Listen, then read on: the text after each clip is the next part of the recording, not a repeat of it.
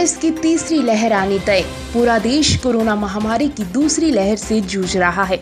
अस्पताल भरे पड़े हैं, मरीजों को बेड नहीं है। बेड मिल भी गए तो मेडिकल ऑक्सीजन नहीं, इसकी भी कोई गारंटी नहीं। ऑक्सीजन की कमी से मरीज दम तोड़ रहे हैं। अस्पतालों में रेमडेसिविर जैसी दवाइयां नहीं है। मरीजों के परिजनों को इसके लिए दर दर भटकना पड़ रहा है, गुहार लगानी पड़ रही है। अब तो देश के principal scientific adviser Vijay Raghavan ने तीसरी लहर की भी भविष्यवाणी कर दी है।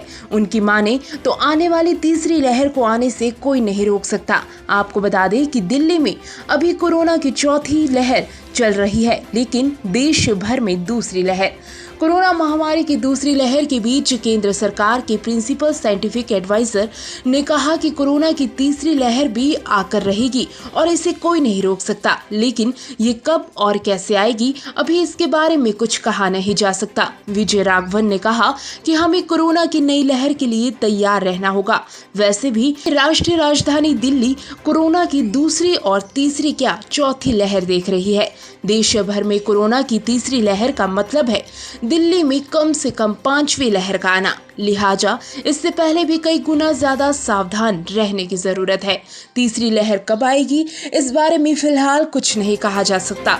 ये भी हो सकता है कि देश में जब तीसरी लहर आए तब तक दिल्ली पांचवी या छठी लहर का सामना कर रही हो।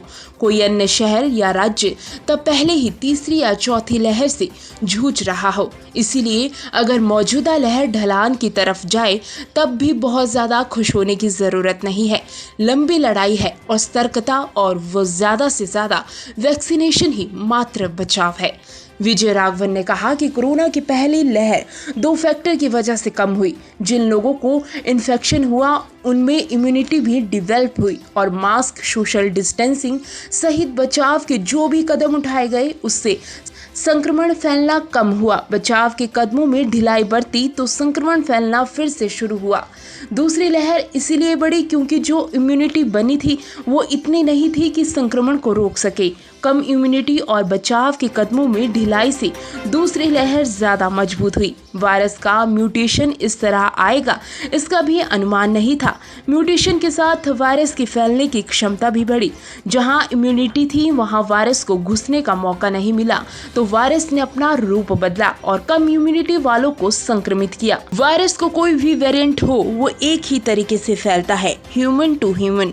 इसीलिए मास्क, सोशल डिस्टेंसिंग सहित कोरोना को रोकने के लिए जो भी बिहेवियर करना है उसका पालन आपको करते रहना होगा। Bureau report, the viral dose.